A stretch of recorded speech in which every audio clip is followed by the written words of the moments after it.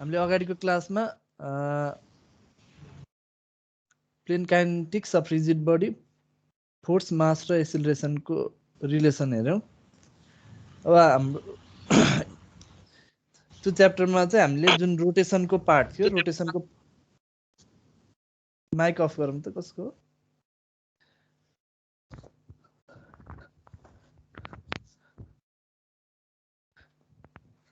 जुन हाम्रो रोटेसनको पार्ट थियो त्यसलाई इन्क्लुड गरेर अगाडिको जुन हाम्रो इक्वेसन छ F = ma को इक्वेसन त्यो भइहाल्यो। त्यसपछि हामीले moment about g summation moment about g = ig alpha भनेर त्यसको इक्वेसन पनि युज गरेर हामीले सल्भ गरेका थियौँ। त्यसरी नै अब यो प्लेन काइनेटिक्स अफ रिजिड बडीमा चाहिँ हामीले पहिलाकै principle of work and energy नै युज गर्ने हो। Principle of work and energy principle of work and इनर्जीको जुन इक्वेसन छ हामीले त्यो नै युज गर्ने हो। त्यो युज गर्दाखेरि हामीले चाहिँ यो रोटेसनको पार्टलाई पनि इन्क्लुड गरेर युज गर्नु पर्यो। अब हाम्रो हाफ mv² ले चाहिँ हाम्रो ट्रान्सलेसन मोसनको काइनेटिक इनर्जीलाई मात्रै रिप्रेजेन्ट गर्छ। अब त्यसमा हामीले रोटेसनको पनि काइनेटिक इनर्जी इन्क्लुड गर्नु पर्यो। त्यसबाट त्यो केबाट आउँछ रोटेसनको भनेर। अनि त्यसपछि अब वर्कमा चाहिँ हामीले पहिला ट्रान्सलेसन मोसनको मात्र वर्कको कन्सिडर गरेका थियौँ। अब रोटेसन मोमेन्टले गर्दाखेरि पनि हुने वर्कडनहरू हेर्नु पर्यो। पहिला फोर्सले गर्दा हुने वर्कडन हेर्थ्यौँ भने अब मोमेन्टले गर्दा हुने वर्कडन हेर्नु पर्यो। अरू खासै के त्यस्तो डिफ्रेन्स केही छैन। हामीले अगाडि जुन च्याप्टर पढाएको थियौँ त्यो च्याप्टरकै इक्वेसनहरू सबै सेम भयो। त्यसमा चाहिँ अब हामीले काइनेटिक इनर्जीको टर्म युज गर्ने बेलामा जुन त्यो ट्रान्सलेसन मोसनको इक्वेसन थियो, ट्रान्सलेसन मोसनको भ्यालु थियो, त्यसमा अब रोटेसनका लागि पनि भ्यालु एड गर्नु पर्यो। त्यसै गरी वर्कडनका लागि पनि हामीले चाहिँ त्यहाँ अब सर्टेन भ्यालुहरू एड गर्नुपर्छ। मोमेन्टहरूले गर्ने वर्कडन के हो भनेर त्यो हेरिन्छ है यो च्याप्टरमा। ल हेरौँ, फर्स्टमा चाहिँ काइनेटिक इनर्जी यो जुन रोटेसनमा हुँदा, ट्रान्सलेसनमा हुँदा, रोटेसनमा हुँदा र जेनरल प्लेन मोसनमा हुँदाखेरि कस्तो हुन्छ kinetic energy. In this chapter we will apply work and energy method to solve planar motion problem involving force, velocity र डिस्प्लेसमेन्ट। अगाडि पनि अब हामीले यो इक्वेसन भनेको कति बेला युज गर्ने, डिस्प्लेसमेन्टको कन्डिसन आउँदाखेरि, फोर्स, भेलोसिटी र डिस्प्लेसमेन्टको जुन कन्डिसन आउँछ त्यो आउँदाखेरि यो इक्वेसन युज गर्ने। त्यसरी नै यता रिजिड बडीका लागि पनि फोर्स, भेलोसिटी र डिस्प्लेसमेन्टलाई इक्वेट गर्ने बेलामा हामीले work and energy principle use गरिन्छ। पहिला हामीले चाहिँ के गर्नु पर्यो, रिजिड बडीका लागि त्यसको काइनेटिक इनर्जी के हुन्छ भनेर हेरौँ। First, it will be necessary to develop means of obtaining the body's kinetic energy when the body is subjected to translation, rotation about a fixed axis, and general plane motion. Consider the rigid body shown in figure, which is represented here by a slab moving in a inertial XY reference plane. हामीले चाहिँ एउटा rigid body suppose गरौँ, त्यसमा चाहिँ हामीले यो XY reference प्लेनमा चाहिँ यो मुभ भइरहेछ भनेर एजम्सन गर्यौँ। त्यसको आइथ पार्टिकल, त्यसको एउटा आई भनेको आई नम्बरको पार्टिकल चाहिँ हामीले सपोज गरिरहेछौँ। त्यसको मास dm छ। It is located at distance r from the arbitrary point p। p बाट r डिस्टेन्समा लोकेटेड छ। At the instant when the particle has a velocity vi and the particle's kinetic energy is equal to ti is equal to half dm vi²। यो जुन I भन्ने हाम्रो I भन्ने जुन यो एउटा पार्टिकल हामीले सपोज गरेका छौँ, यसको चाहिँ अब पोजिसन भनेको x र y भनेर दिएको छ। p देखि डिस्टेन्स r भयो र यसको चाहिँ हाम्रो काइनेटिक इनर्जी भनेको यदि भेलोसिटी vi छ भने हाफ dm vi² भनेर हामीले लियौँ। अब यसको होल बडीका लागि यसको काइनेटिक इनर्जी के हुन्छ भनेर निकाल्नका लागि हामीले के गर्यौँ त 1/2 इंटीग्रल dm vi², त्यसलाई होल मासले इंटीग्रल गर्यौँ। The kinetic energy of the entire body is determined by writing t is equal to 1/2 integral dm vi² गरेर गर्यौँ है। अब vi भनेको के हो त, यो टर्मका लागि vi भनेको भेलोसिटी, यो पार्टिकलको भेलोसिटी भनेको के हो, त्यो चाहिँ हामीले हाम्रो जुन काइनेमेटिक्स छ नि त्यसबाट युज गर्छौँ। p भन्ने पोइन्टको हामीलाई भेलोसिटी थाहा छ भने vi भन्ने हाम्रो एन्डर पोइन्टका लागि के हुन्छ, vi is equal to vp plus vi/p relative velocity of i with respect to p हुने भयो। अब vp भनेको के छ vpxi प्लस vpy प्लस अब vip भनेपछि हाम्रो के हुन्छ त यसको एंगुलर भेलोसिटी ओमेगा छ भने r ओमेगा हो नि ओमेगा इन्टु r भनेर हामीले लिन्थ्यौं। त्यो पोइन्टको एबाउटमा p पोइन्टको एबाउटमा रोटेट भइरहेको केसमा ओमेगा इन्टु r भनेर दिन्थ्यो। r भनेको के छ त xi प्लस yj। यो डेरिभेसन खासै इम्पोर्टेन्ट भएन त्यही पनि। अब vpx minus omega y i plus vpy plus omega xj त्यो चाहिँ अब i र j को टर्म आयो। अब हामीले चाहिँ यसलाई दुईटाको प्रोडक्ट vi स्क्वायर निकाल्नका लागि त vi डट vi गर्नु पर्यो भनेपछि vpx minus omega y square plus vpy plus omega x square हुन्छ। त्यसबाट अब टर्म के आउँछ त भन्दा vp square minus 2vp omega y plus 2vpy omega x omega square r square भनेर आउँछ। Omega square x square plus omega square y square भनेर हुन्छ। त्यो x स्क्वायर प्लस y स्क्वायरलाई हामीले r स्क्वायर भनेर लेख्छौं।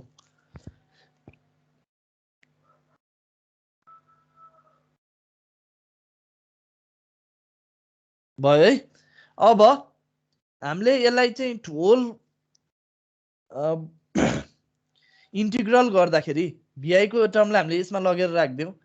t is equal to half dm vi square को vi square जुन छ त्यसलाई हामीले vi को भ्यालु ल्याएर राख्दियौं त्यो इक्वेसनमा। भने के हुन्छ भन्दा एउटा अब यो फर्स्ट इन्टिग्रल आउने भयो 1/2 integral m dm vp square भनेर आउने भयो। हामीलाई p को भेलोसिटी नोन छ vp स्क्वायर भनेर आयो यो फर्स्ट टर्म। त्यसपछि सेकेन्ड टर्म भनेको vp omega integral y dm त्यसैगरी vpy omega integral x dm र half omega square r square dm। यो चारवटा टर्म छ है। फर्स्ट टर्मबाट यो यसको इन्टिग्रलले के दिन्छ यो इन्टिग्रलले हामीलाई मास भनेर m को भ्यालु दिन्छ। अब यो इन्टिग्रल भनेको के हो त x बार के रे y बार m भयो। यसले y dm ले y बार m भनेर दिन्छ हैन। हाम्रो यो सेन्ट्रोइडको फर्मुला भयो नि इन्टिग्रल y dm भनेको y bar is equal to integral y dm by m हो। हाम्रो त्यो केसमा चाहिँ अब हाम्रो यसलाई चाहिँ हामीले y बार m भनेर डिस्प्लेस गर्न सकिने भयो। त्यसैगरी यसलाई पनि y बार x बार m भनेर डिस्प्लेस गर्न सकिने भयो। यो लास्टको टर्म के हो त यो मोमेन्ट अफ इनर्सियाको फर्मुला भयो। इन्टिग्रल r स्क्वायर dm भनेको मोमेन्ट अफ इनर्सियाको फर्मुला भयो। यो चारवटा टर्म बुझ्यो हैन। यो इन्टिग्रल dm ले मास दिन्छ। यो इन्टिग्रलले चाहिँ y बार m को m भनेर दिन्छ। यो इन्टिग्रलले x बार m दिन्छ र यो इन्टिग्रलले चाहिँ ip भनेर दिन्छ। Moment of inertia of a body mass moment of inertia of the body about point p भनेर दिने भयो।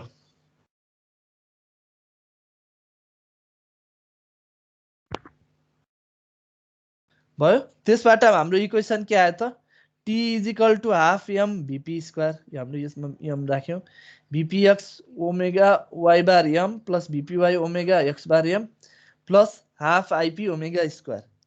अब यदि हामीले p भन्ने पोइन्ट जुन छ त्यो पोइन्ट चाहिँ g मा कोइन्साइड गर्यौं भने मास सेन्टरमा बडीको मास सेन्टरमा कोइन्साइड गर्यौं भने त्यतिबेला चाहिँ के आउने भयो त equation y bar is equal to x bar is equal to 0।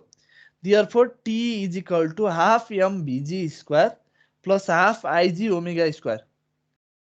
यो दुईटा टर्म भनेको यो y बार 0 भएपछि यो x बार पनि 0 भएपछि यो टर्म दुईटै 0 आउने भयो। के बाँकी रह्यो त half m vg square p को ठाउँमा g राख्दियौ vg square plus half ig omega square. भनेपछि कुनै पनि बडीको त्यसको रोटेसन सहित कन्सिडर गर्दाखेरि टोटल काइनेटिक एनर्जी के हुँदो रहेछ त त्यसमा यो जुन टर्म छ यो फर्स्टको टर्म भनेको ट्रान्सलेसनको टर्म भयो। यो सेकेन्ड टर्म भनेको के को टर्म भयो त रोटेसनको टर्म भयो।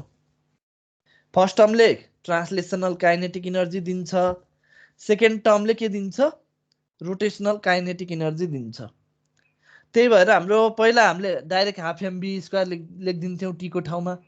यो केसमा चाहिँ हामीले यसको रोटेसनलाई पनि इन्क्लुड गर्नु पर्यो रोटेसन छ भने र त्यसमा हाफ आइजी ओमेगा स्क्वायर थप्नु पर्यो। Both terms on right side are always positive since Vg and omega are squared. The first term represents the translational kinetic energy first टर्मले चाहिँ ट्रान्सलेसनल काइनेटिक इनर्जीलाई रिप्रेजेन्ट गर्छ सेकेन्ड टर्मले चाहिँ rotational kinetic इनर्जीलाई represent गर्छ रोटेसनल काइनेटिक इनर्जीलाई represent गर्छ एबाउट इट्स मास सेन्टरको एबाउटमा हेर्दाखेरि ट्रान्सलेसनल काइनेटिक इनर्जी र rotational kinetic energy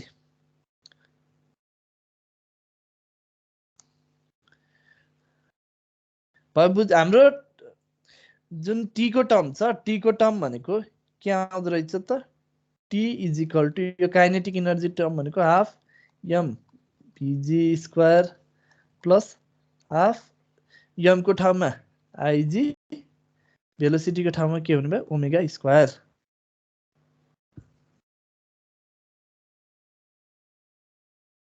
sir x बार र वाइ बार कसरी 0 हो सर यदि यो एक्स बार भनेको यदि यो पी पोइन्ट भनेको जी मा मास सेन्टरमै भयो भने त हाम्रो एक्स बार त्यति बेला के हुने भयो यो जुन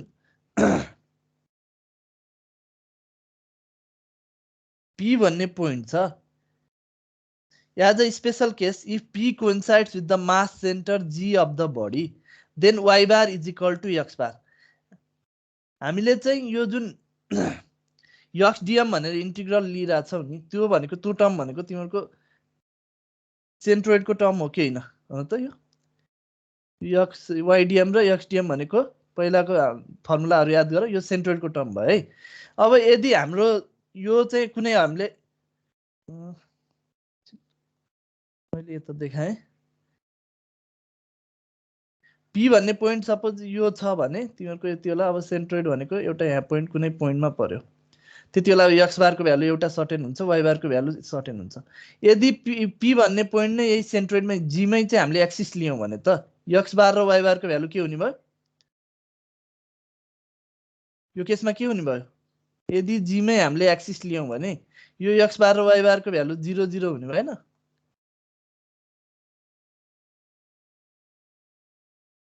भयो सर त्यही भएर त्यसमा चाहिँ अब यदि पी भनेको चाहिँ मास सेन्टर जी सँग कोइन्साइड हुन्छ भने त्यति बेला वाइ बार र एक्स बार भनेको 0 हुन्छ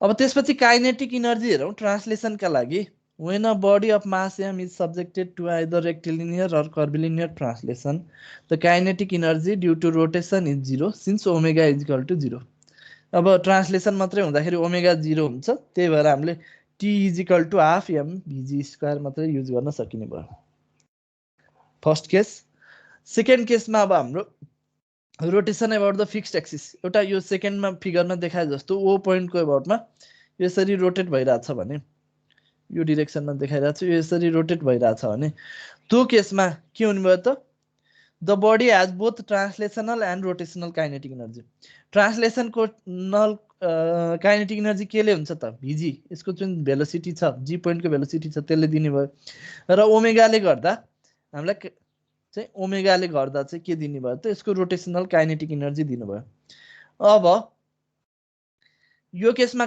इक्वेसन के छ half M VG square plus half IG omega square अब भिजी को फर्मुला भनेको के हो त भिजी भनेको के छ आर ओमेगा भिजी भनेको आर ओमेगा छ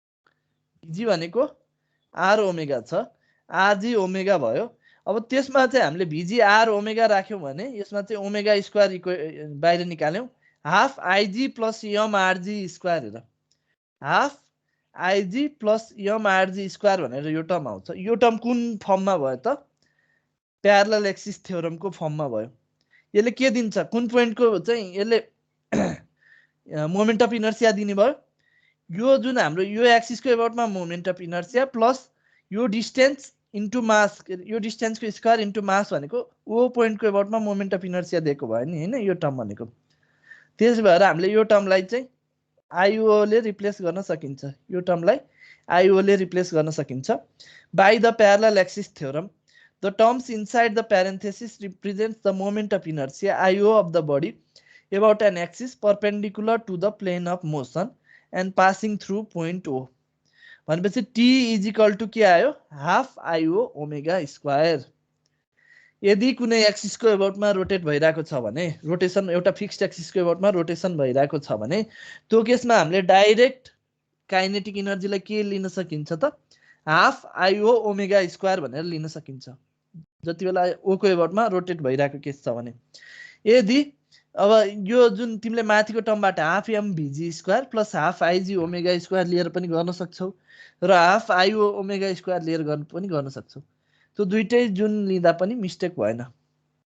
हाम्रो अघिको मोमेन्टको इक्वेसन थियो नि, एउटा जी को एबाउटमा मोमेन्ट निकाल्ने, एउटा चाहिँ ओ को एबाउटमा मोमेन्ट निकाल्ने, त्यो दुईटाबाट गर्दा जसरी गर्दा पनि हुन्थ्यो त्यसरी नै यसमा पनि काइनेटिक इनर्जी निकाल्ने बेलामा जुनको एबाउटमा के अरे जी को एबाउटमा भएको मोमेन्ट अफ इनर्सीलाई लिन पनि सकियो। त्यसमा चाहिँ हामीले हाफ एमबी स्क्वायर एड गर्नु पर्यो।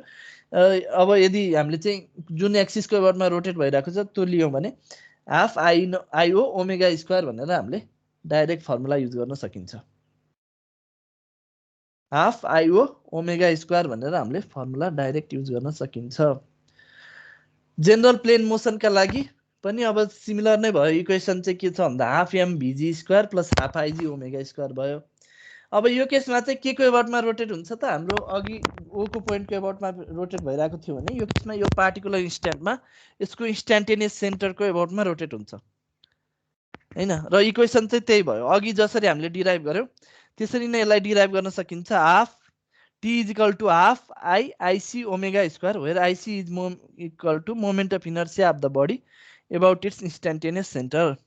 कुनै बडीको इन्स्ट्यान्टेनियस सेन्टरको एबाउटमा मोमेन्ट अफ इनर्सिया निकालेर हामीले चाहिँ direct T is equal to half IC omega square भनेर युज गर्न सकिन्छ। त्यसले बोथ ट्रान्सलेसन र रोटेसनको जुन काइनेटिक इनर्जीको टर्म छ त्यसलाई रिप्रेजेन्ट गर्ने भयो। दुईटैको भ्यालु यसले दिन्छ भयो। ठिक छ, काइनेटिक इनर्जीको फर्मुला थाहा भयो सबैका लागि। ट्रान्सलेसनका लागि हाफ एम भिजी स्क्वायर भनेर लिन सकिन्छ। रोटेसन एबाउट फिक्स एक्सिसमा half M VG square plus half IG omega square or half IO omega square भनेर लिन सकिन्छ। र जेनरल प्लेन इक्वेसन मोसनमा पनि half M VG square plus half IG omega square र टी भनेको half IC omega square instantaneous सेन्टरको एबाउटमा मोमेन्ट अफ इनर्सिया निकालेर हामीले निकाल्न काइनेटिक इनर्जीको भ्यालु निकाल्न सकिने भयो। भयो। अब वर्क अफ फोर्स भनेको यो अब हामीले पहिले पढिसकेको कुराहरू छ, यसमा नौलो केही कुरा भएन। वर्क हुनका लागि के हुन्छ त, when the particle undergoes a displacement in direction of force, force लागेको डिरेक्सनमा पार्टिकल डिस्प्लेसमेन्ट भयो भने त्यति बेला चाहिँ वर्क डन भयो भने बुझिन्छ। अब त्यसका लागि फर्मुला के छ त, du is equal to F d s cos theta और du is equal to F d r. र फोर्स र डिस्प्लेसमेन्टको डिरेक्सन सेम भयो भने पोजिटिभ हुन्छ, फोर्स र डिस्प्लेसमेन्टको डिरेक्सन अपोजिट भयो भने नेगेटिभ हुन्छ।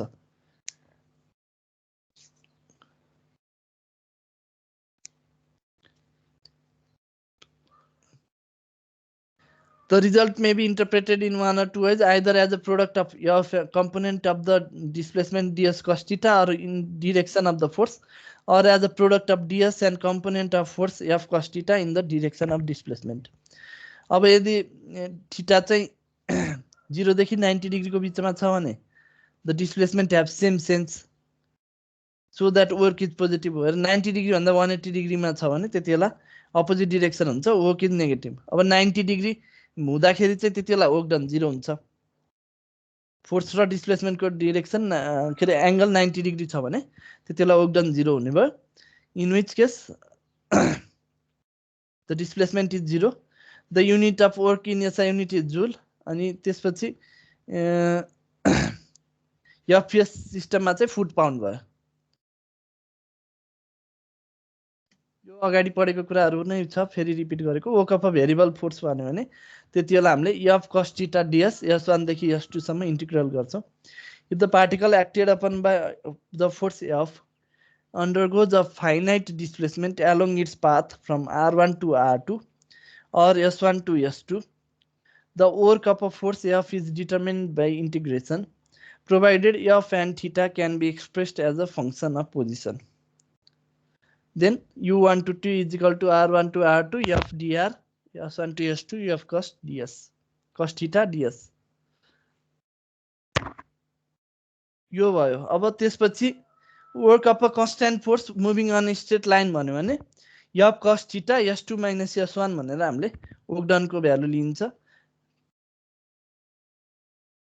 If the force Fc has a constant magnitude and acts at an angle theta from its straight line path, then the component of Fc in direction of displacement is always Fc cos theta. The work done by Fc when the particle is displaced from S1 to S2 is determined by equation U1 to 2 is equal to Fc cos theta S1 to S2 ds. Integral S1 to S2 सम्म integral गरेर हामीले value निकाल्यौं F cos theta S2 minus S1. ल अब मलाई भनौं त work done by weight के हुन्छ? वर्क डन बाइ वेट के हुन्छ?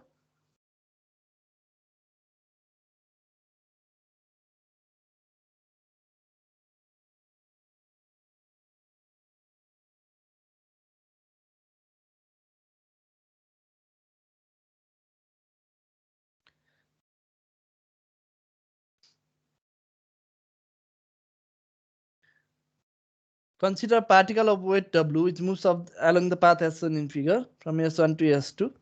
The intermediate point, the displacement dr is equal to dxi plus dyj plus dzk. Since W is equal to minus wj, त्यसलाई अब हामीले इक्वेसन लगाउँदाखेरि के आयो त u1 to 2 is equal to minus w into del y. Negative किन आयो? Force लगाएको डिरेक्सन र डिस्प्लेसमेन्टको डिरेक्सन अपोजिट आयो भने नेगेटिभ आउँछ, सेम आयो भने त्यतिबेला पोजिटिभ आउँछ। W is downward, del y is upward, therefore यसको चाहिँ वर्क अफ वेट भनेको नेगेटिभ आयो। यदि दुईटै चाहिँ डाउनवर्ड डिरेक्सनमा वर्क पनि डाउन के रे वेट पनि डाउनवर्ड डिरेक्सनमा लागेको छ, डिस्प्लेसमेन्ट पनि डाउनवर्ड डिरेक्सनमै भयो भने त्यतिबेला के हुन्थ्यो त वर्क इज पोजिटिभ हुन्थ्यो। Work done by weight is positive. अब अर्को के छ त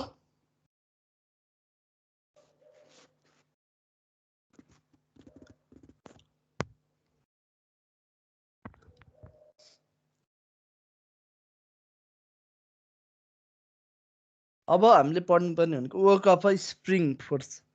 स्प्रिङमा लाग्दा फोर्स लगाउँदाखेरि त्यसले हुने वर्क डन के छ त if an spring elastic spring is elongated in a distance ds, the work done by force that acts on the attached particle is du is equal to minus fs ds. The work is negative since fs acts in opposite sense to ds. fs भनेको सधैँ opposite डिरेक्सनमा लाग्छ ds को, त्यही भएर यो चाहिँ negative नै हुन्छ। अब त्यसलाई हामीले work done by the particle displaced from S1 to S2, the work of Fs is then U1 to 2 is equal to S1 to S2 Fs ds. त्यसलाई अब हामीले U1 to 2 is equal to integrate गर्दा minus half k S2 square minus half k S1 square, half k S2 square minus half k S1 square गरेर हामीले value निकाल्छौं।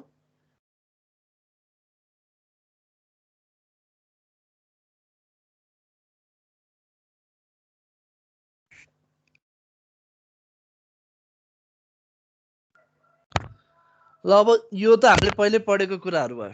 Half के S2 square minus half के S1 square work of spring force. अब हामीले नपढेको कुरा भनेको couple moment.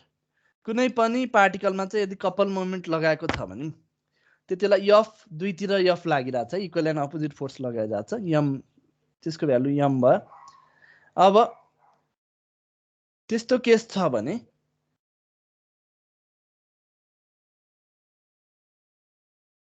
त्यो केसमा हामीले अब यसमा मोमेन्ट लगाएको एम जुन भ्यालु छ त्यो भ्यालु भनेको एफ इन्टु आर भयो हैन। अनि अब यो दुईटा फोर्स जुन छ त्यसले चाहिँ एकअर्कालाई क्यान्सल गर्ने भएकाले यसमा चाहिँ ट्रान्सलेसन हुँदैन, डिस्प्लेसमेन्ट रोटेसन मात्र हुने भयो। र work done by body when rotate in plane through a finite angle theta measured in radian from θ1 to θ2 भने नि the work of a couple moment is um is equal to θ1 to θ2 m d theta. त्यसमा हुने work done भनेको m d theta हुन्छ। अब if the couple moment m has constant magnitude then UM is equal to theta 2 minus m theta 2 minus theta 1. यो formula चाहिँ हाम्रो नौलो भयो। थीटा 1 देखि थीटा 2 सम्म इन्टिग्रेट गर्दा m d थीटा गर्दा हाम्रो चाहिँ UM is equal to m theta 2 minus theta 1. त इन्टिग्रेट किन गरेको रे m d थीटा कसरी यो यसले कसरी टोटल वर्क गर्ने रे यसले अब हामीले चाहिँ सानो डिस्प्लेसमेन्ट लिइरा छौं d थीटा भनेर स्मल डिस्प्लेसमेन्ट d थीटा लिइरा छौं हैन। अनि m ले मल्टिप्लाई किन गरेको m भनेको यसमा भएको मोमेन्ट भयो। मोमेन्ट र थीटा मल्टिप्लाई गरे मोमेन्ट र डिस्प्लेसमेन्ट मल्टिप्लाई गर्यो भने वर्क डन आउँछ। यो केसमा चाहिँ हाम्रो उको फर्मुला के भयो त फोर्स इन्टु डिस्प्लेसमेन्ट भयो हैन f इन्टु ds। अब त्यसरी नै यो मोमेन्टको केसमा पनि हामीले कपल मोमेन्ट लगाउँदाखेरिको त्यसमा m इन्टु एंगुलर डिस्प्लेसमेन्ट गर्यो भने त्यसको वर्क डन दिने भयो। अब यसको चाहिँ डेरिभेसन छ त्यहाँ तिमीले अब बुकमा गएर हेरे हुन्छ हैन। यो f इन्टु r/2 गरेर डिस्टेन्स लिएर अनि त्यसपछि त्यसको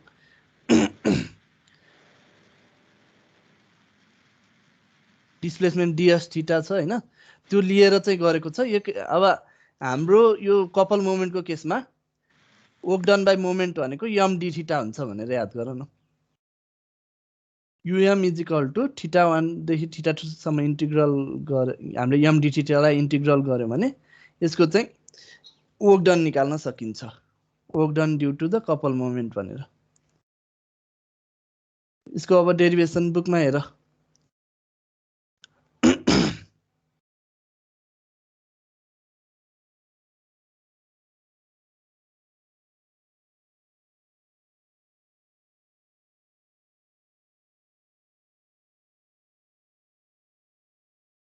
हाम्रो अब अगाडिकोमा जुन अरु सबै छ त्यो त्यसको सबैको वर्कडनहरु हामीले कन्सिडर गरिसकेका थियौं। अब एउटा यो जुन कपल मोमेन्ट छ त्यो कपल मोमेन्टले प्रोड्युस गर्ने वर्क मात्र हामीले कन्सिडर गरेका छैनौं। त्यसको फर्मुला भनेको UM is equal to integral theta 1 to theta 2 integral m d theta र भ्यालु भनेको m theta 2 minus theta 1 गरेर हामीले work done due to work done by the moment couple moment भनेर निकाल्न सकिन्छ। ल अब एउटा वर्क डन निकाल्ने प्रब्लम हेरौं। यो अगाडिको रिकल पनि हुन्छ र त्यसमा अब मोमेन्टको पनि एड हुन्छ। ल यो ट्राई गर त सबैले। The bar shown in figure A has a mass of 10 kg and is subjected to couple moment of m is equal to 50 Newton meter and a force of P is equal to 80 Newton, which is always applied perpendicular to the end of the bar. Also, the spring has an unstretched length of 0.5 meter and remains in vertical position due to the roller guide at B. Determine the total work done by all the forces acting at the bar when it has rotated downward from 0 to 0 is equal to 0, theta is equal to 0 degree to theta is equal to 90 degree. ल अब यसमा चाहिँ Whitley लगाउने force अनि त्यसपछि p is equal to 80 न्यूटनले अनि स्प्रिङले गर्ने work done र मोमेन्ट m ले गर्ने वर्क डन सबै क्याल्कुलेट गरेर हामीले के गर्ने हो लास्टमा एड गर्ने हो। ल पहिला सुरुमा क्वेशन 4 अनि त्यसपछि फ्री बडी डायग्राम बनाऊ र यसमा हुने वर्क डन के हुन्छ त पहिलाको याद गर्दै गरौँ त ल।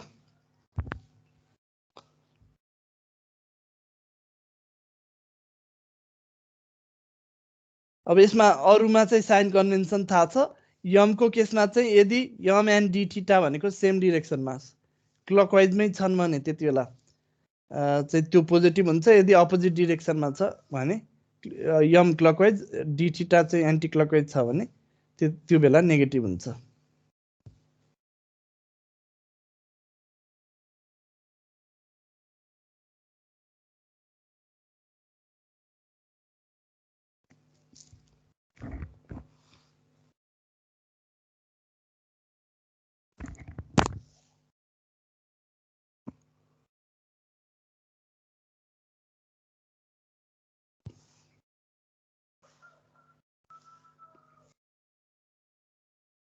ल सबैले ट्राई गरौँ।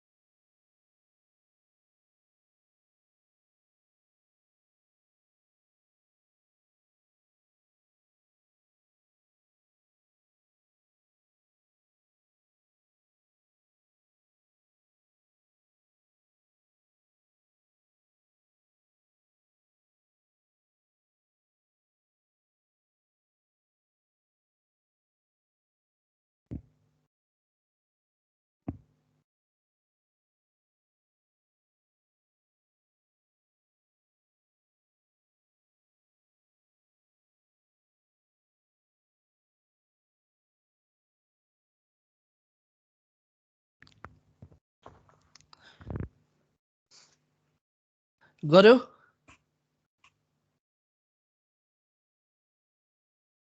हेरौँ त पहिला डायग्राम बनाऊ फ्री बडी डायग्राम यसमा अब एएक्स र एवाई जुन फोर्सहरू छ यो दुईटा फोर्सले डिस्प्लेसमेन्ट गर्दैन त्यही भएर हामीले यो एएक्स र एवाई यो दुईटाकोले प्रोड्युस गर्ने वर्क डन हामीले निकाल्नु परेन किनभने यसमा डिस्प्लेसमेन्ट हुँदैन अब एउटा हाम्रो यो जुन मोमेन्ट छ 50 न्युटन मिटर यसले प्रोड्युस गर्ने मोमेन्ट यसले गर्ने वर्क डन हेर्नु पर्यो त्यसै गरी वेटले गर्दा हुने वर्क डन त्यसपछि पी फोर्सले गर्दा हुने वर्क डन र एफएस जुन छ एफएस स्प्रिङ फोर्सले गर्दा हुने वर्क डन हेरौँ है वर्क डन बाई वेट भनेको के छ 10 into 9.81 न्युटन यो भनेको वेटको भ्यालुमा 98.1 newton is displace downward 1.5 metre the work is work done भनेको के हुन्छ त 1.5 मिटर डिस्प्लेस हुँदाखेरि वर्क डन भनेको के हुने भयो 1.5 भनेको कुन 1.5 भन्नु खोजेको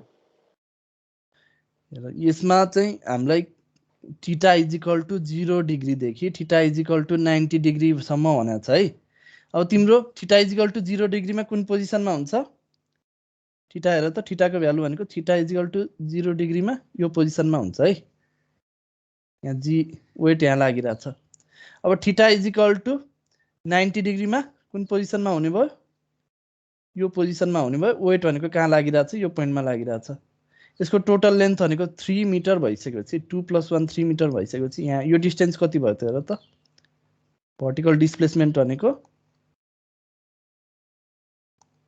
1.5 मिटर भएन भयो कि नै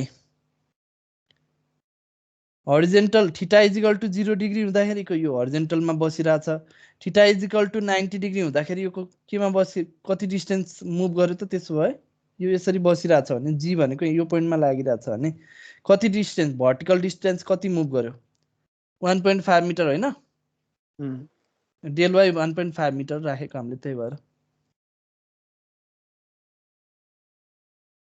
बुझ्यो 1.5 मिटर कताबाट आयो भनेर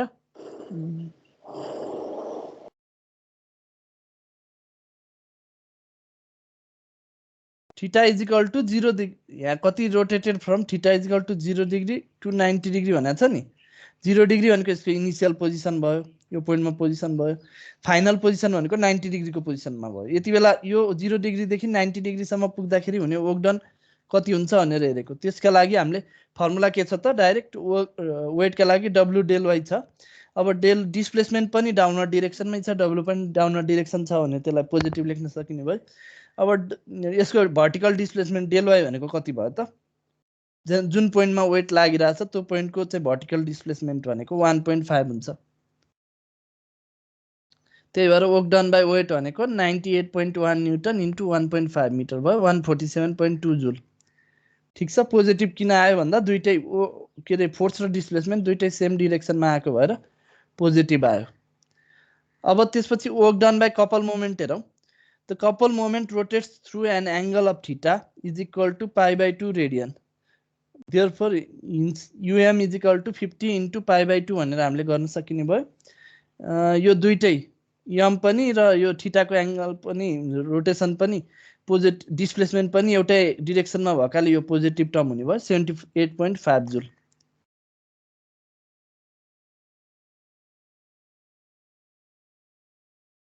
फिफ 78.5 जुल भयो कपल मोमेन्ट का लागि the couple moment rotates through the angle of theta is equal to π/2 angle rotate हुने भयो त्यही भएर um is equal to 50 into π/2 गरेर 78.5 जुल निकाल्यौं अब work done by spring force हेरौँ स्प्रिङ फोर्सले हुने वर्क डन के छ त when theta is equal to 0 degree the spring is stretch कति लेन्थ अब यहाँ कन्डिसन दिएको के छ हेर है Also, the spring has an unstretched length of 0.5 meter and remains in vertical position due to the roller guide at B भनेछ अब यसको इनिशियल पोजिसनमा हरिजेन्टल्ली बस्दाखेरि क्लियर गरौँ हरिजेन्टली बस्दाखेरि चाहिँ यो डिस्टेन्स कति छ त 0.75 छ अनि यो डिस्टेन्स 0.75 भनिसकेपछि कति स्ट्रेच भयो त हाम्रो अनस्ट्रेच लेन्थ भनेको 0.5 मिटर भयो स्ट्रेच लेन्थ भनेको 0.75 माइनस 0.5 भनेपछि 0.25 मिटर चाहिँ स्ट्रेच भयो हैन त्यो जुन यसको ओरिजिनल पोजिसन छ त्योबाट 0.25 मिटर स्ट्रेच भयो अब यो चाहिँ फाइनल पोजिसनमा पुग्दाखेरि कति डिस्टेन्स हुने हो त 2 प्लस 0.75 भनेपछि यो 2.75 को एउटा पोजिसनमा पुग्छ यहाँ यो टोटल यो 2 प्लस 0.75 हुने भयो र यसको चाहिँ अब हाम्रो अनस्ट्रेच लेन्थ भनेको 0.5 भयो भनेपछि 2.25 मिटर भयो फाइनलको चाहिँ जुन स्ट्रेच भएको लेन्थ छ 2.25 मिटर भयो त्यही भएर हामीले फर्मुला लेख्दाखेरि minus half KS2 square half into 30 into 2.25 square minus half into 30 into 0.25 square गरेर माइनस 75 जुल निकाल्यौं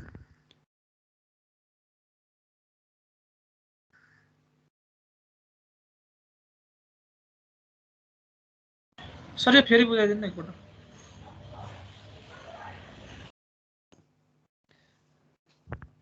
तिम्रो यो इनिशियली 0 देखि 0 इज इक्वल टु 90 डिग्री को कन्डिसन 0 इज इक्वल टु के अरे theta is equal to 0 degree को र theta is equal to 90 degree को कन्डिसन यो हो कि हैन भन त ल यो मैले रेडले देखाइराछु छु नि यो फर्स्ट को चाहिँ 0 इज इक्वल टु के अरे theta is equal to 0 degree को लाइन भयो यो बीम चाहिँ theta is equal to 0 degree हुँदाखेरि यो बार चाहिँ यसरी बसेको हुन्छ है मैले रेड लाइनले देखाइराको यो भनेको theta is equal to 90 degree दिएको छ यसको अनि टोटल डिस्टेन्स यो पोइन्टबाट यो सम्मको टोटल डिस्टेन्स भनेको कति दिएको छ 0.75 दिएको छ अनस्ट्रेच लेन्थ भनेको कति छ त यसको लागि अनस्ट्रेच लेन्थ भनेको 0.5 मिटर छ भनेपछि यो इनिशियल पोजिसनमा हुँदाखेरि यो कतिले स्ट्रेच हुँदो रहेछ त यो टोटल यो पोइन्टबाट यो पोइन्टसम्मको लेन्थ भनेको 0.75 मिटर हुन्छ त्यही भएर 0.75 माइनस 0.5 ले स्ट्रेच हुने भयो 0.25 मिटर चाहिँ स्ट्रेच भएको कन्डिसन भयो फर्स्टमा ओरिजिनल लेन्थबाट इलङ्गेसन भएको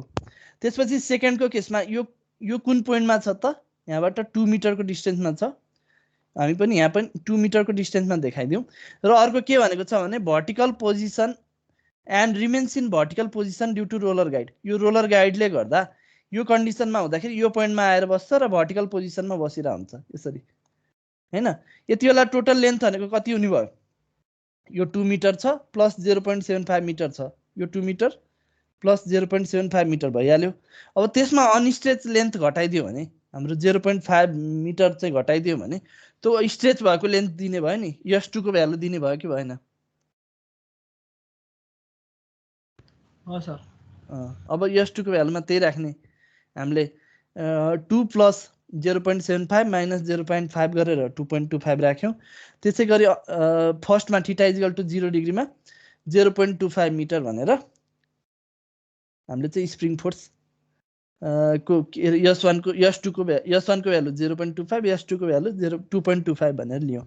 अब work done by spring force भनेको के हुन्छ त? US is equal to half minus half के S2 स्क्वायर माइनस हाफ के S1 स्क्वायर हुन्छ। त्यसबाट भ्यालु कति आयो?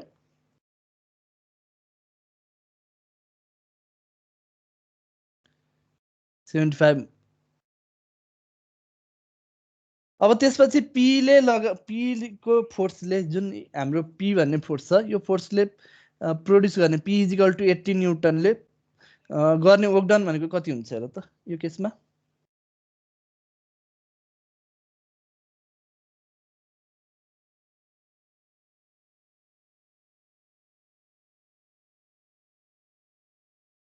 अब यसमा चाहिँ कतिले डिस्प्लेसमेन्ट भयो हेरौँ है। हाम्रो यो थीटा इज इक्वल टु यो केसमा चाहिँ अब 80 न्युटन यहाँ लागिरहेछ। अब यो पोइन्टबाट यो पोइन्टसम्म मुभ हुँदा यो भ्यालु कति हुन्छ त?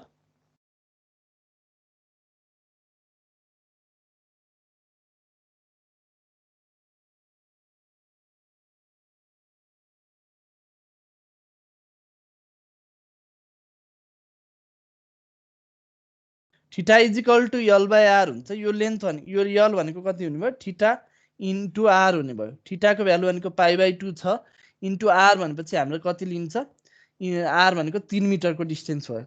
π/2 into 3 metre is equal to 4.712।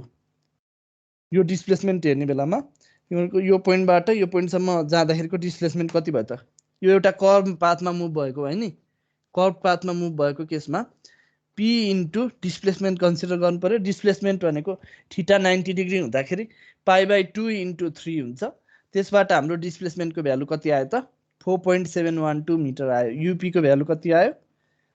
377 जुल। अब सबैलाई एड गरिदिने। अब total work done by all the forces भनेको कति भयो त?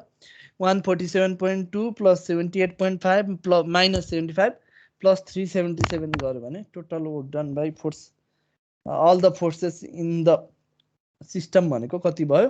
528 जुल आयो। 528 joule total work done by all the forces when the bar is displaced from theta is equal to 0 degree to 90 degree भनेको 528 जुल। हजुर के भयो? त्यो π/2 इन्टु 3 किन गरेको? डिस्प्लेसमेन्ट निकाल्नका लागि हाम्रो यो फोर्स लगाउँदाखेरि कति डिस्प्लेसमेन्ट भयो त?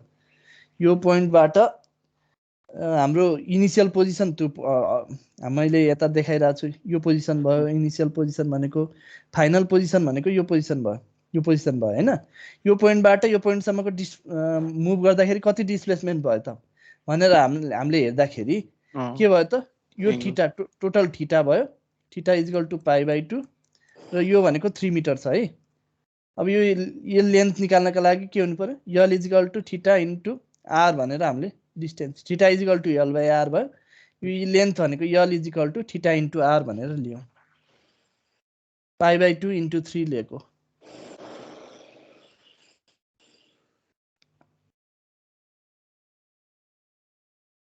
सर अनि यो त नेगेटिभ हुनु पर्ने हैन? यो त काउन्टर क्लकवाइज डाइरेक्सनमा थीटा त होइन होइन। थीटाको कुरा हाम्रो यो थीटाको कुरा चाहिँ अरु बेला चाहिएन हामीलाई। यो यमको वर्क डन निकाल्ने बेलामा चाहियो। यो फोर्सले चाहिँ जुन डिरेक्सनमा फोर्स लगाइरहेछ त्यो डिरेक्सनमा डिस्प्लेसमेन्ट भएको छ कि छैन भनेर हेर्नु। हाम्रो यसको डिस्प्लेसमेन्ट चाहिँ यदि अपोजिट यो साइडमा भइरहेको भए त्यति बेला चाहिँ हामीले यो नेगेटिभ लिन्थ्यौँ किनभने यो फोर्स चाहिँ डाउनवर्ड डिरेक्सनमा यसरी लगाइरहेछ डिस्प्लेसमेन्ट चाहिँ यसको अपोजिट डिरेक्सनमा भयो यो केसमा चाहिँ जता फोर्स लगाइरहेछ त्यतै डिस्प्लेसमेन्ट भएकाले यो पोजिटिभ भयो अब सबैको सम गरेर 528 जुल यसमा हुने टोटल वर्क डन भनेको 528 जुल सर त्यो लिनियर हिँड्नु र कर्भ हिँड्नु फरक पर्दैन र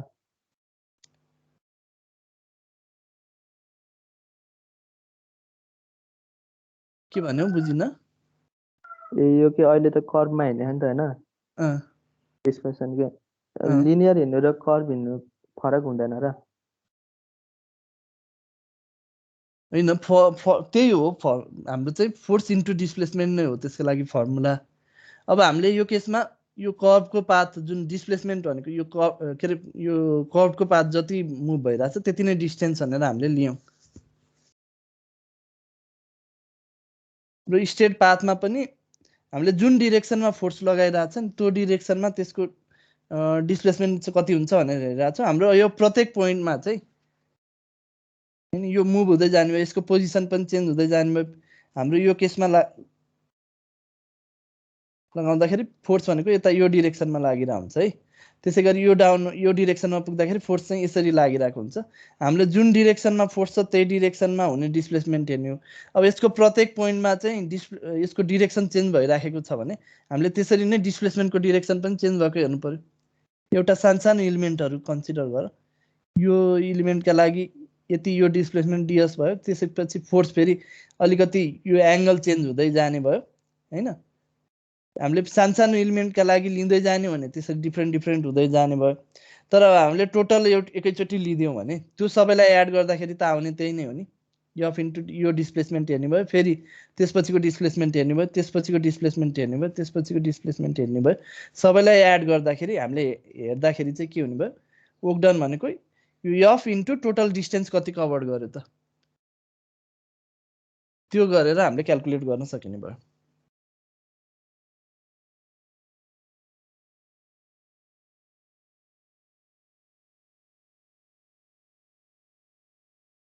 भयो बुझ्यो बुझ्यो सर ल अब त्यसपछि principal of work and energy यो नयाँ कुरा भएन तिमीहरूलाई T1 plus summation U1 to 2 हजुर त्यहाँकै त्यो AX र AY को त्यो वर्क डन लिनु पर्दैन डिस्प्लेसमेन्ट हुँदैन नि त AX र AY मा भनेको यो ए पोइन्ट भनेको त फिक्स पोइन्ट हो त्यसमा कुनै डिस्प्लेसमेन्ट हुन्छ डिस्प्लेसमेन्ट नभएको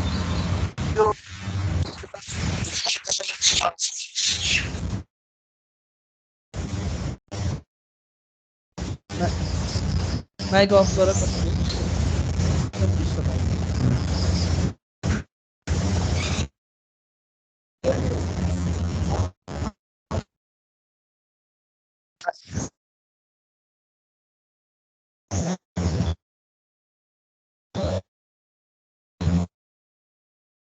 माइक गरौँ त कसको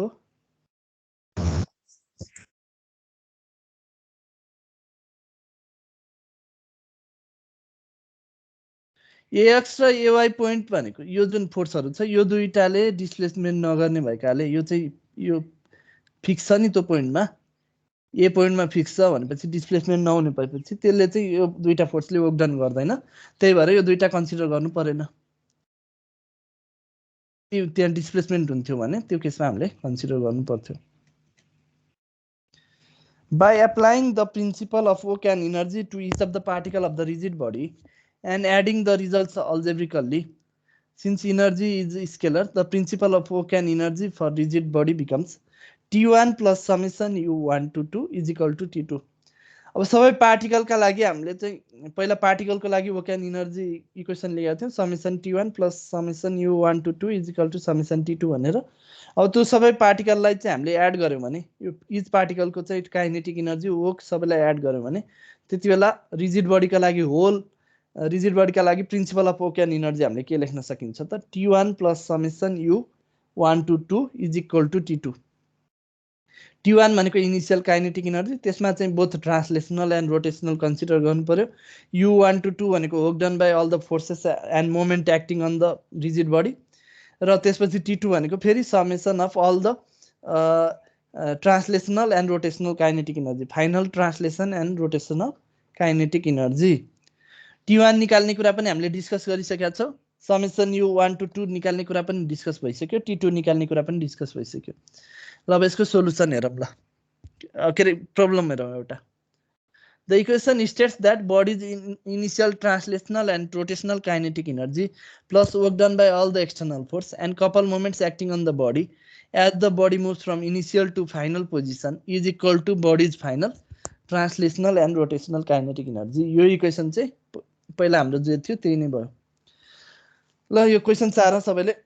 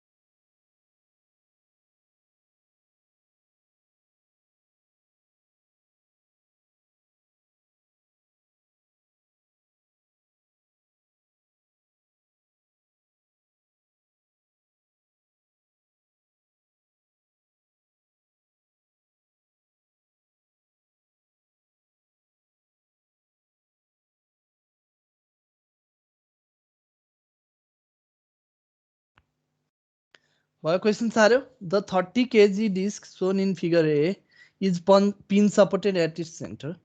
Determine the angle through which it must rotate to attain an angular velocity of 2 radian per second starting from rest. It is acted upon by constant couple moment m is equal to 5 Newton meter and the spring is originally on stretch and its cord wrapped around the rim of the disc। ल हेर अब यो केसमा चाहिँ हामीले के गर्नु पर्यो भन्दा एउटा स्प्रिङ फोर्स छ दुई अनि अर्को चाहिँ मोमेन्ट m छ, यो दुईटाले प्रोड्युस गर्ने वर्क डन हेर्नु पर्यो। X र Y ले चाहिँ यसमा वर्क डन गर्दैन किनभने तिनीहरुको डिस्प्लेसमेन्ट हुँदैन। अब के हुन्छ त हामीलाई पहिला T1 पत्ता लगाउनु पर्यो। T1 भनेको के छ, इनिशियली एट रेस्ट छ भन्ने बित्तिकै T1 भनेको 0 छ र के रे मोमेन्टले प्रोड्युस गर्ने जुन के रे रोटेसनले हुने T1 भनेको 0 छ ओमेगा। अब यसमा चाहिँ भेलोसिटी v भनेर हुने भएन हैन, त्यही भएर ओमेगा भनेको के रे इनिशियली रेस्टबाट स्टार्ट भएपछि 0 हुने भयो। त्यसपछि अब T2 भनेर निकालौं। T2 को भ्यालु कति हुन्छ, omega half IG omega square भनेर हामीले के रे IO ओमेगा स्क्वायर भनेर लियौं भने अब यो जुन डिस्क छ यसका लागि हाफ m r स्क्वायर हुन्छ फर्मुला।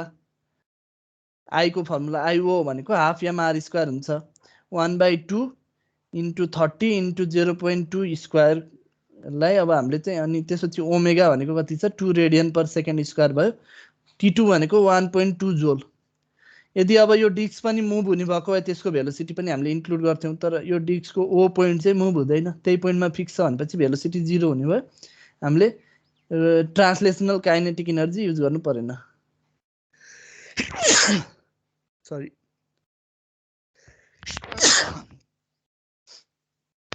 T1 र T2 बुझ्यो है T1 इनिशियली रेस्टमा छ अनि त्यसपछि एंगुलर भेलोसिटी चाहिँ कति भयो त 2 रेडियन पर सेकेन्ड भयो फाइनल कन्डिसनमा अब हामीले वर्क डन हेरौं वर्क डन बाइ एउटा चाहिँ यो मोमेन्टले गर्दा हुने वर्क डन भयो m d थीटा भनेर लिनु पर्यो हामीलाई थाहा छैन कति एंगल रोटेट भएको छ भनेर m d थीटा भनेर लियौं त्यसैगरी अब यो k जुन यो स्प्रिङ छ यो ओरिजिनल्ली अनस्ट्रेच छ अब स्ट्रेच हुँदाखेरि कति हुन्छ त्यसको लेन्थ हैन त्यो d थीटा एंगल मुभ हुँदाखेरि त्यसको लेन्थ कति हुन्छ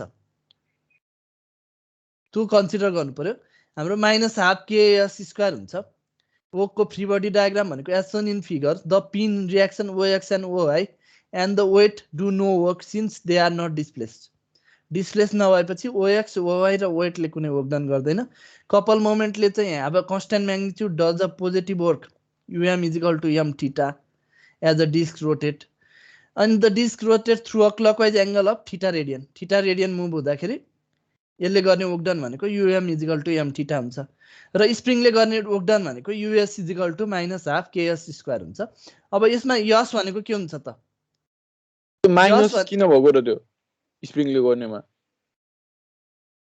स्प्रिङले लगाउने फोर्स सधैं के हुन्छ हाम्रो यो डाइरेक्सनमा स्प्रिङले फोर्स कुन डाइरेक्सनमा लगाइराछ यो डाइरेक्सनमा अब यसको डिस्प्लेसमेन्ट कसरी गइराछ यताउति यो डाइरेक्सनमा डिस्प्लेसमेन्ट गइराछ है हाम्रो मोमेन्ट यो डाइरेक्सनमा छ थीटा पनि यही डाइरेक्सनमा छ भनेर लेखा छ स्प्रिङले लगाउने फोर्स र डिस्प्लेसमेन्टको डाइरेक्सन अपोजिट भइसकेपछि सधैं नेगेटिभ हुन्छ माइनस आउँछ अब यसमा कति डिस्प्लेसमेन्ट हुन्छ त हामीले अघिको जस्तै यो भनेको रेडियस r छ एंगल भनेको थीटा छ भनेपछि हामीले डिस्प्लेसमेन्ट भनेको theta into r into theta गरेर गर्यो भने डिस्प्लेसमेन्ट निकाल्न सकिने भयो हैन यसको कति स्ट्रेच भयो भनेर हामीलाई यसको भ्यालु दिन्छ नि यस भनेको के हुन्छ r थीटा ओरिजिनल्ली अनस्ट्रेच छ ओरिजिनल्ली स्ट्रेच भएको भए त्यो पनि एड गर्नु पर्थ्यो ओरिजिनल्ली अनस्ट्रेच भइसकेपछि हामीले यस = r थीटा लिएर 0.2 इन्टु थीटा लिएर चाहिँ हामीले यसको भ्यालु निकाल्न सकिने भयो अब principle of work and energy लगाउँ summation T1 + summation U1 to 2 = T2 अब वर्क डन बाइ T1 भनेको 0 भयो वर्क डन बाइ मोमेन्ट भनेको चाहिँ कपल मोमेन्ट भनेको m थीटा भयो हाफ थीटा लियौं त्यसपछि हाफ ks² को ठाउँमा -1/10 इन्टु के 1/2 इन्टु 10 के भनेको 10 भयो यसको ठाउँमा चाहिँ हामीले 0.2 थीटा लियौं बुझ्यौ नि 0.2 थीटा कसरी आयो त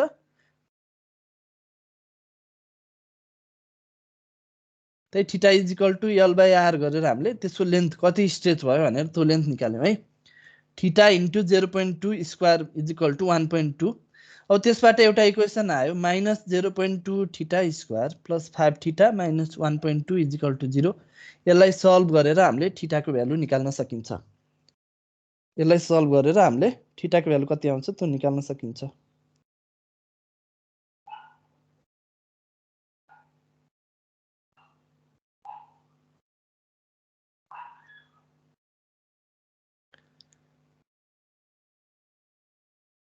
कति आउँछ त अब हामीले यसलाई यो solving the quadratic equation for the smallest positive root हामीलाई रुट पोजिटिभ चाहियो थीटा = 2.23 रेडियन त्यसलाई एंगलको टर्ममा लैजाँदाखेरि 0.2423 रेडियन भनेको 13.9 डिग्री आउँछ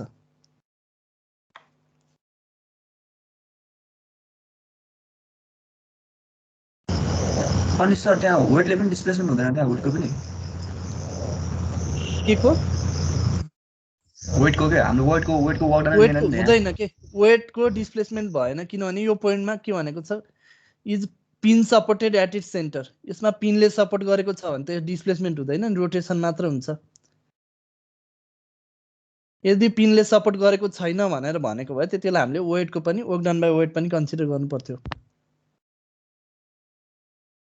अब यो केसमा परेन किनभने डिस्प्लेसमेन्ट डेल y नै 0 भएपछि किन त्यो गर्नै परेन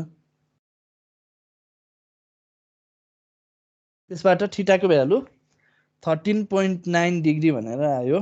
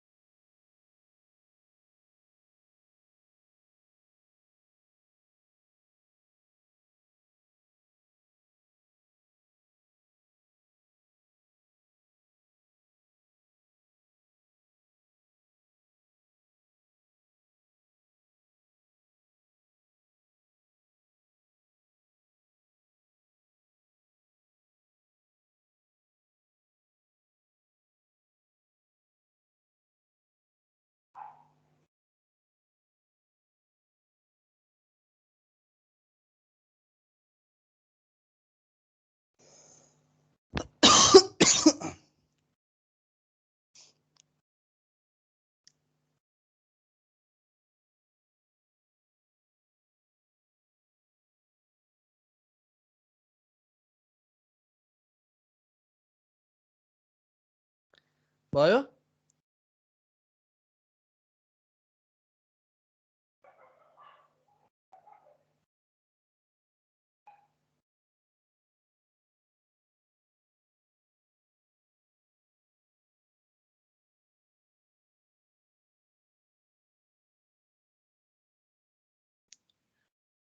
अब भोलि हामी यो प्रिन्सिपल अफ वर्क एन्ड इनर्जीको अरू प्रब्लम हेर्छौँ अनि त्यसपछि हाम्रो फेरि कन्जर्भेसन अफ इनर्जी प्रिन्सिपल छ त्यो प्रिन्सिपलको प्रब्लमहरू हेर्छौँ। यसमा अब सिमिलर हो। अब त्यस्तो यो टी र हामीलाई यु पत्ता लगाउन जानिसकेपछि अब त्यसमा चाहिँ पोटेन्सियलको लागि पनि सेम नै भयो। ग्राभिटेसनल पोटेन्सियल र इलास्टिक पोटेन्सियल जुन छ त्यो सेम नै हुने भयो। हामीले सल्भ गर्ने तरिका यही नै हो। अगाडिको जुन जसरी गर्थ्यो टी काइनेटिक इनर्जी पत्ता लगाउने, त्यसपछि work done by all the forces acting त्यो बडीमा चाहिँ रिजिड बडीमा जुन जुन फोर्सले एक्ट गर्छ त्यसले गर्ने वर्क डन निकाल्ने, फाइनल काइनेटिक इनर्जी निकाल्ने र त्यसलाई चाहिँ अब सल्भ गरेर हामीले के चाहिएको छ। कुनै केसमा भेलोसिटी चाहिएको हुनसक्छ, कुनै केसमा अब यो थीटा नै चाहिएको हुन्छ, कुनै केसमा कति लेन्थ स्ट्रेच भयो भनेर चाहिएको हुन्छ। जे चाहिएको छ त्यसको भ्यालु निकाल्ने।